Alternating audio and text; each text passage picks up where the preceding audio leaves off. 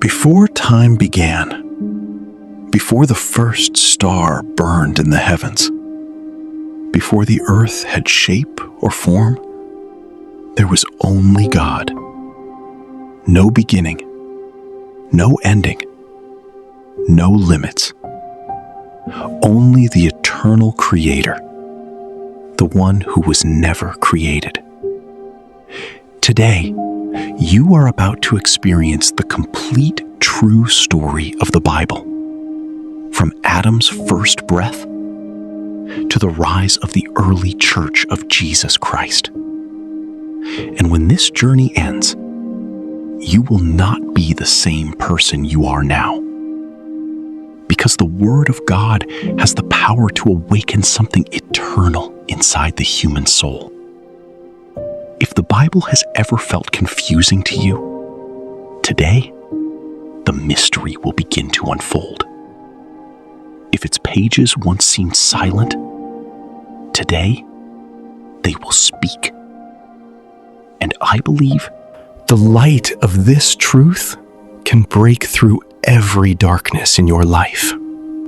In the beginning, before time itself existed, God spoke, "Let there be light." And instantly, light burst into the darkness. Not merely physical light, but a reflection of the glory of God Himself. For 6 days, creation unfolded through the power of His Word. The heavens stretched across the universe. The oceans roared into place. Mountains rose from the earth. Trees, rivers, animals, and stars all came into existence at His command. But on the 6th day, God created something unlike anything else in creation. From the dust of the ground, God formed Adam with His own hands. Then, He breathed the breath of life into him, and Adam became a living soul. The image of God rested upon humanity. Then God said, "It is not good for man to be alone." So God caused Adam to fall into a deep sleep, and from Adam's side, He created Eve. When Adam saw her for the very first time, he cried out with joy, "This is now bone of my bones and flesh of my flesh." Adam and Eve were innocent, pure, untouched by sin. They walked with God in the Garden of Eden. There was no pain, no fear, no death. Heaven and earth existed together in perfect peace. But then, evil entered the garden. Satan, once a glorious angel in heaven, had fallen because of pride and rebellion against God. Now, he came in the form of a serpent. His mission was simple: destroy what God loved most. He approached Eve with deception. Did God really say you must not eat from any tree in the garden? Eve answered, "We may eat from every tree except one.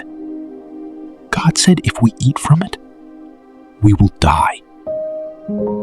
Then came the greatest lie in human history. You will not surely die. Your eyes will be opened, and you will become like God. One lie, one choice, one act of disobedience, and humanity fell. Eve took the fruit and ate it. Then she gave some to Adam, and he ate also. In that moment, innocence died. Shame entered the human heart for the very first time. Fear replaced peace. Guilt replaced purity. And when God came walking in the garden, Adam and Eve hid from him. For the first time in history, mankind was afraid of its creator. When God confronted them, Adam blamed Eve.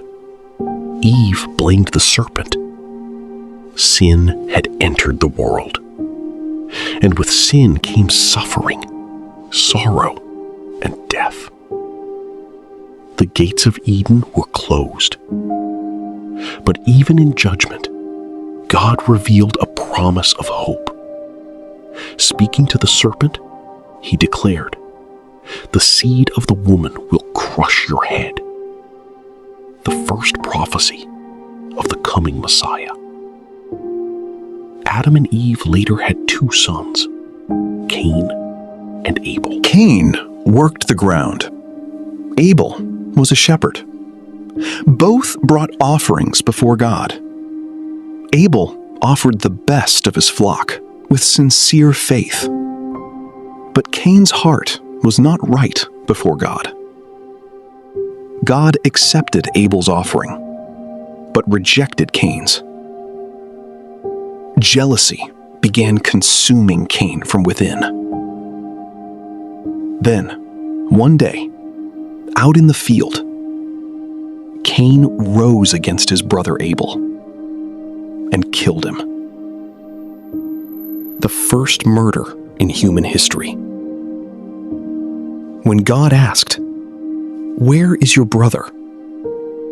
Cain answered with arrogance, "Am I my brother's keeper?" And Cain became a wanderer upon the earth. But God's plan continued. Another son was born to Adam and Eve. From Seth's bloodline came men who still sought after God. One of them was Enoch, a man who walked so closely with God that one day God took him away. But as generations passed, humanity became more corrupt. Violence filled the earth. Wickedness spread everywhere. Human hearts became consumed with evil. And God was grieved. So he declared, "I will blot out mankind from the face of the earth." Yet in that dark generation, one man remained faithful. Noah, a righteous man who walked with God. God warned Noah that a great flood was coming and commanded him to build a massive ark. For 120 years, Noah built the ark while the world mocked him. There was no rain, no storm clouds, no sign of judgment. But Noah obeyed anyway. Then, the day finally came. God commanded Noah to enter the ark with his family and pairs of every living creature.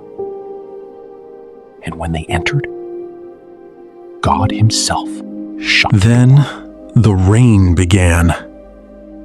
For 40 days and 40 nights, water poured from the heavens, while fountains burst from beneath the earth. The flood covered the entire world. Mountains disappeared beneath the waters. Everything with the breath of life perished. But Noah and those inside the ark were saved. Judgment had come, but so had mercy. Months later, the waters finally receded. The ark came to rest upon the mountains of Ararat. Noah released a dove, and when it returned carrying an olive leaf, it became the sign of new life upon the earth. When Noah stepped out of the ark, his first act was worship. And God made a covenant with humanity. Never again will I destroy the earth with a flood. Then he placed a rainbow in the sky as the sign of his promise. From Noah's sons, the nations of the earth spread once again. But God's greatest plan was only beginning. In the land of Mesopotamia lived a man named Abram. Surrounded by idol worship, Abram still longed for the true God. Then one day, God called him. Leave your country, your people, and your father's house, and go to the land I will show you. I will make you into a great nation, and through you, all the families of the earth will be blessed. At the age of 75, Abram left everything behind. No map, no certainty, only faith in God's promise. And that journey would change human history forever.